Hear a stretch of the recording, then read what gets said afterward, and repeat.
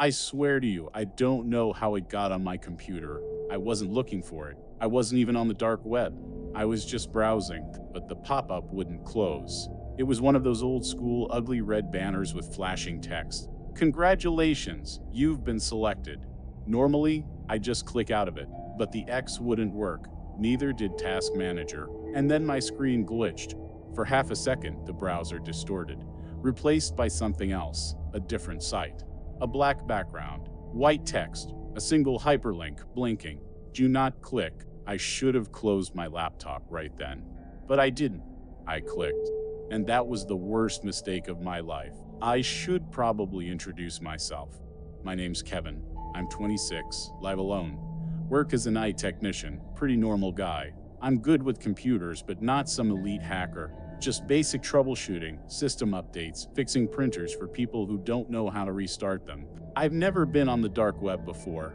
I mean, I know about it, sure. I've watched all the creepy YouTube videos. I know the stories, but this wasn't the dark web. This was something else, something worse. A page loaded instantly. At first, it looked empty, just a black screen, but then the text appeared. Welcome, Kevin. I pushed my chair back so hard it nearly fell over. My webcam light was off. My mic was muted. I hadn't entered my name anywhere. How did it know my name? Then another line appeared. Your session begins now. Beneath it, a video box flickered to life. A live feed. Of me? I was staring at myself through my own webcam, but the light wasn't on. And that's when the real horror began. A new window popped up. A second video feed. Grainy, black and white. A security camera. A small bedroom. A woman sleeping. I watched, frozen. She shifted under the blankets, rolling over. The quality was bad, but I could tell she was young, mid-20s, maybe, alone. At the bottom of the screen, red text appeared. Watch closely. I didn't want to, but I did. For a long minute, nothing happened. Then, the closet door creaked open. Slow, subtle, almost careful. At first, it was just darkness inside, a void. But then, I saw something move. A shape. A man. He stepped forward, one slow foot at a time, his head tilted at an unnatural angle. He was watching her. Then, as if sensing it, she woke up. She blinked, groggy, sat up, looked around. The closet was closed. I felt sick. Had I imagined it? She lay back down. The room was silent again. But then, as soon as her eyes closed, the closet door opened wider, and this time, I saw his face, too pale, too still. And then, just before the video ended, he took his first step toward her bed. The feed cut out. The text returned. Thank you for watching. And then, the second video started. This time, it was a grocery store parking lot. A woman walking to her car, pushing a cart, bags in hand. Again, the quality was bad, but something about it was deeply, fundamentally wrong. She looked over her shoulder, once, then twice. Was someone following her? I leaned forward, scanning the background. Nothing. Then, the trunk of her car popped open. She didn't see it. She was too busy unlocking the door, loading her groceries. And then, as soon as she opened the driver's side door, the thing inside the trunk sat up. The feed cut to black. Text appeared. Do you understand now? I slammed my laptop shut. My heart was pounding. This wasn't a game. This was real. I didn't sleep that night. The next morning, I turned my laptop on. It was still there, a single text box. Waiting. I swallowed hard, then typed. Who are you? The answer came immediately. We are watching. I tried again. Who are the people in the videos? A pause. Then, missing. I felt ice creep down my spine. Another message appeared. Would you like to play again? I unplugged my computer, removed the battery, and that should have been the end of it. But it wasn't. A week passed. I tried to move on. Then I got an email. No subject, no sender, just a single line of text. Thank you for watching. Attached was a screenshot of me sleeping in my own bed. I deleted the email, threw my laptop in the trash, bought a new one. But the next night, another email came, another screenshot. This time, it wasn't just me. There was a shadow in the doorway, watching, waiting. They found me, and now, every night, I leave my closet door open, just to be sure. I should have never taken the job. It seemed easy, good pay, no questions asked. That should have been my first red flag, but I was desperate, and desperate people make bad decisions. My name's Kevin. I'm 29. I'm in 29. And until recently, I was scraping by as a diligent scraping. I was savory driver. The money was shit. The hours were worse, and I was barely keeping up with rent. Then I found Nocturne Logistic. It wasn't on Indeed or LinkedIn. I stumbled on it in a Reddit thread about under-the-table delivery gigs. Someone mentioned a private courier service that paid in cash, big cash. The website was bare bones, just a black screen with a login box and a line of text. Reliable drivers needed. No experience required. No company history. No terms and conditions. Just an application form asking for a name, a car make and model, and a cryptocurrency wallet for payments. I should have walked away, but they were offering $500 per delivery. $500. That was more than I made in a week. I signed up. The confirmation email came instantly. No interview, no background check, just instructions. Pick up from locker number 219 at midnight storage. Do not open the package. Deliver to the address provided. Do not interact with the recipient. I figured it was drugs, maybe something worse, but I told myself I didn't care. I just had to drive. The pickup was easy. Midnight Storage was one of those 24-hour rental facilities on the edge of town. Locker number 219 was already unlocked. Inside was a small, unmarked black box. No labels, no weight to it, felt like carrying an empty shoebox. The delivery address was 30 minutes away, a house in a run-down part of town. No lights on, no car in the driveway. I knocked once, and the door opened immediately. A man stood there, not old, not young. Average build, no expression. His eyes didn't leave mine as he took the box. He didn't say thank you, didn't say anything, just closed the door. A minute later, my phone buzzed. Payment received, $500. Easiest money I'd ever made. The second job came 2 nights later. Same instructions, different address. This time, the door opened before I even knocked. The woman on the other side was shaking. She snatched the package from my hands, glanced behind her like someone was watching, then whispered, "Don't do another one." Before I could ask what she meant, she slammed the door. I stood there, confused, until my phone buzzed again. Payment received, $750. The jobs kept coming. Each one paid more than the last, but they also got weirder. One night, the pickup location wasn't a locker, it was an abandoned house. The package was sitting in the middle of an empty room waiting for me. Another time, the recipient was a man in a suit standing in the middle of a highway at 2 a.m. He took the box without a word and walked off into the dark. One delivery didn't even have a physical address, just coordinates. It led me to a stretch of road outside the city. No houses, no streetlights, just a woman standing by the ditch. She just pointed to the ground. There was a hole, freshly dug. I placed the box inside. She covered it with dirt. My phone buzzed, $1,200. I told myself I didn't care. I was making more money than I'd ever seen in my life. Then came the last job, the one that ruined everything. I knew something was wrong the second I saw the instructions. Pick up from locker number 666. Funny, right? Delivered to 341 Crescent Road. Never heard of it. Do not open the package, same as always. Do not acknowledge the second address. I read that last line over and over. Second address, there was only one. But when I got to the pickup, there was a second slip of paper inside the locker, handwritten. Final stop, 16 Grove Street. Don't look at her. I almost quit right there, but the payment was $5,000. I took the package. The first stop was deep in the suburbs, a house like any other, but something felt wrong about it. The curtains were drawn, but I could see movement inside, slow, deliberate shapes passing by the windows. I knocked. The door opened just a crack. A hand shot out, pale, thin fingers, and grabbed the box from me. Before the door shut, I saw something inside. Not a person. Not really. Something wrapped in sheets, twisting under the fabric like it was alive. My phone buzzed. Payment received. $2,500. Half the money. That meant I had to go to Grove Street. I drove in silence. No music, no distractions, just the sound of my own breathing. I knew this part of town, or at least I thought I did. But when I turned onto Grove Street, I realized something. The houses were wrong. They looked normal at first, but as I drove, little things stood out. Windows where there shouldn't be, doors that didn't match, mailboxes with no names. And then I saw 16 Grove Street. It didn't belong. The other houses were modern, brick and glass. This one was rotting wood, like it had been abandoned for decades, but the porch light was on. The front door was open. I should have left, but I had the package and I wanted the rest of my money. I stepped inside. The air was heavy, damp. The walls were lined with mirrors, some cracked, some covered with sheets. I didn't call out. I just placed the package on the nearest surface and turned to leave. Then I heard it.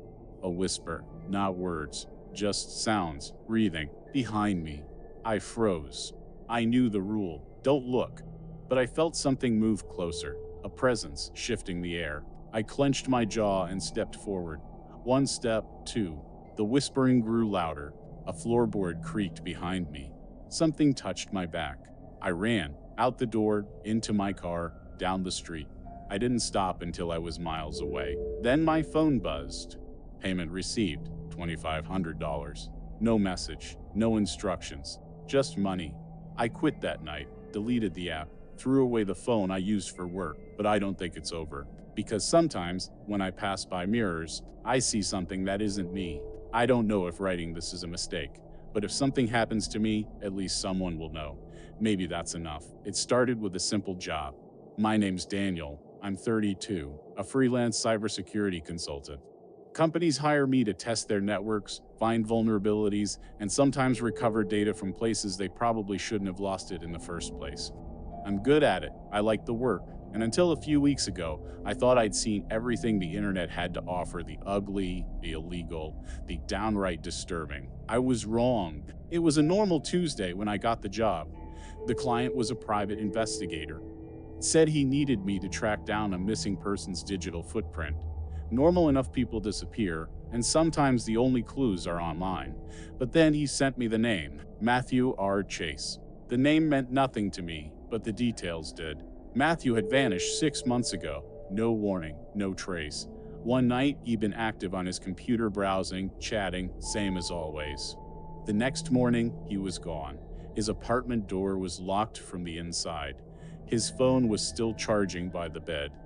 His wallet, his keys, even the coffee he'd half finished the night before untouched. Like he'd just gotten up and disappeared into thin air. The cops had no leads. His family was desperate, but there was one thing that stood out. His laptop was missing. Jameson wanted me to find out where Matthew had been online before he vanished. Last resort, he'd called it. His voice was tired, like he didn't expect me to find anything. He was wrong. I started by digging through Matthew's online activity, his old accounts, emails, forum posts. Most of it was mundane work stuff, hobby sites, some chat logs with friends. But then I found something that didn't belong. A single line of code buried in his browser's cache. It wasn't a normal URL. It was a onion address dark web. Now let me be clear, I don't scare easy. I've seen the worst of the internet. But when I decrypted that address, a feeling crept over me, the kind that makes your stomach tighten before your brain even knows why. The site was called The Left-Right Game. I'd never heard of it. No mentions on any forums, no archive discussions, nothing, like it didn't exist. But the URL was still live. Against my better judgment, I clicked the link. The site was basic, just plain white text on a black screen. No images, no ads, no user accounts, just a list of instructions. 1. Start driving. 2. At every intersection, take a turn left, then right, then left, then right. 3. Keep going. Do not stop. Do not turn around. 4. You will see things. Do not speak to them. 5. You will reach the end when you see yourself. Beneath the rules was a small box to enter a starting location, a Google Maps-style interface. That was it. A game. A stupid, creepy internet game. But it wasn't just any location input. It was pre-filled with Matthew R. Chase's last known address. I felt a chill run down my spine. I should have stopped there. I should have called Jameson, told him I found nothing, walked away, but I didn't. I entered my own address. Nothing happened at first, just a loading bar, then directions appeared, a route mapped out from my apartment. Left, right, left, right. It was late, and I was running on caffeine and bad decisions, so I did something stupid. I got in my car. At first, it was just driving. Normal streets, normal turns. But after a while, I started noticing little things. A stop sign that looked faded, like it had been standing for decades. A street I didn't recognize, even though I'd lived in the city for years. The GPS showed I was still where I should be, but it felt off. Then I saw the first thing. A man standing on the sidewalk, just outside the glow of a streetlight, perfectly still, his face turned away. As I passed, he moved, not walking, just shifting, like a skipped frame in a video. My grip tightened on the wheel. I kept driving. Left, right, left. The next intersection was empty. No street signs, no houses, just pavement stretching into the dark. My headlights caught something ahead, another figure, closer this time. It was a woman standing on the side of the road. Her face was wrong, like it had been blurred out in a photo. No eyes, no mouth. She raised her hand, waved. I blew through the intersection without stopping. The game's words echoed in my head. You will see things. Do not speak to them. I don't know how long I drove. The intersections kept coming, but the city was gone. No buildings, no landmarks, just endless roads looping through a world that shouldn't exist. Then I saw it. A car, parked in the middle of the road, hazard lights flashing. A dented, rusted sedan. The driver's side door was open. I slowed down. My headlights swept across the car, illuminating something slumped over the steering wheel. Someone. I didn't want to look, but I had to. It was a man. Thin, dark hair, face frozen in a silent scream. I knew that face. Matthew R. Chase. Then movement. Not from him, from the rearview mirror. Something in the back seat, watching me. I slammed on the gas, tires screeching as I swerved around the car. My breath was coming fast, my pulse hammering in my ears. I had to stop. I had to turn around. But then I saw the next intersection, and standing in the middle of the road, me, my own face staring back at me, smiling. I don't remember making the last turn. I don't remember how I got home. But suddenly, I was there, parked outside my apartment, my hands white-knuckled on the steering wheel, my phone buzzing on the dashboard. A new message from an unknown number. You reached the end. I don't know what happened that night. I don't know if Matthew ever really left that road, but I do know one thing. I checked the site again this morning. The Earl is gone, and someone new is missing. I don't know why I'm writing this. Maybe for closure. Maybe because I need someone to believe me, but I doubt anyone will. Or at least it was. I've always been curious about the dark web, not for anything illegal, just to see if all the horror stories were true. You hear about those weird sites, the human experiments, the red rooms, but I figured most of it was just internet folklore. So one night, after a few beers, I decided to check it out for myself. It was surprisingly easy to get on. I downloaded Tor, found a couple of directories with onion links, and started clicking around. Most of it was just scams and drug markets, way less exciting than I expected. But then I found the vanishing thread. It was buried deep in some forgotten forum. The description was cryptic answers beyond the veil. Watch, but do not be seen. The link led to what looked like an old-school message board, just a black background with plain white text.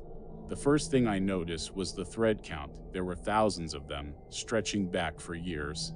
Some had titles in English, others in languages I didn't recognize. Curiosity got the best of me. I clicked on the most recent post. Do not engage, do not reply, just watch. Below it was a video, grainy and silent, like it was recorded on an old security camera. He looked normal, just a guy in a hoodie scrolling on his computer. Then his screen flickered. He leaned in closer, confused, and then he froze. His head snapped up, eyes wide. His webcam light had turned on. A new message appeared in the thread. Not from him. He sees you. The man bolted up, knocking over his chair. He yanked the power cord from his computer, plunging the room into darkness. For a second, nothing happened. Then movement. The screen lit up again, but it wasn't showing the man anymore. It was showing his room, from inside his closet. The video cut to black. My heart was pounding. It had to be fake, right? Just some elaborate prank. But the comments there were hundreds of them, all saying the same thing. It found him. He shouldn't have looked. Another one gone? I clicked out of the thread, suddenly feeling sick. Maybe I'd had too much to drink. I closed my laptop and went to bed, telling myself it was just a creepy internet hoax. The next morning, I checked the site again. The thread was gone. Not just that thread, all the threads. The entire forum was empty, as if it had never existed. That should have been the end of it. I should have just let it go, but something about it nagged at me. The way that guy looked at his screen, like he knew something was watching him. That night, I started digging. I checked archive pages, looked for mentions of the forum elsewhere, but there was nothing, like it had been wiped clean. But then one hit, a single Reddit post from 6 years ago. Anyone else seen the vanishing thread? I watched one of the videos. Now my webcam light keeps turning on by itself. I think I made a mistake. The user had deleted their account. I shut my laptop and sat in silence. My webcam was covered with a piece of tape. I'd always been paranoid about that. But suddenly, it didn't feel like enough. I peeled the tape back and stared at the tiny lens. It was off. I exhaled, laughing at myself. This was stupid. Just an old urban legend. I went to bed, determined to forget the whole thing. Then my phone buzzed. A notification from an unknown number. He sees you. My stomach dropped. I stared at the message, my pulse hammering in my ears. No, it had to be a joke. Someone was messing with me. I turned off my phone and tried to sleep. At 3:12 a.m., I woke up to a soft glow. My laptop screen was on. My webcam light was on. I sat up, my breath caught in my throat. The screen was filled with text lines and lines of it scrolling too fast to read. I reached for my mouse, but the cursor wouldn't move. Then the text stopped. A new line appeared. Do not turn around. I didn't move. I didn't breathe. Another line. He is behind you. I shot out of bed, slamming the laptop shut. My room was silent, but the air felt wrong, heavy. I grabbed my phone and turned on the flashlight, sweeping it over the room. Nothing. I checked my closet. Empty. Under the bed. Nothing. I was alone. But I didn't sleep again that night. The next morning, I threw my laptop away. Factory reset my phone. Switched Wi-Fi networks. Whatever this was, I wasn't taking any chances, but it didn't stop. The messages kept coming. Different numbers, different platforms. Sometimes they were just single words, watching, closer. One night, my phone started vibrating uncontrollably. It wouldn't stop. I threw it against the wall, shattering the screen. Then my TV turned on. The screen was black, but not empty. A live feed of me, standing in my dark apartment. My breath fogged the screen, and behind me, a shape, tall, wrong. No face, just a blur where a head should be. The screen flickered. The figure moved. Closer. I ran. Left everything behind. I don't know where I'm going. I just keep moving. Motels, rental cars, different states. But the messages still find me. I don't know how much time I have left. I just know one thing. I should have never clicked that link.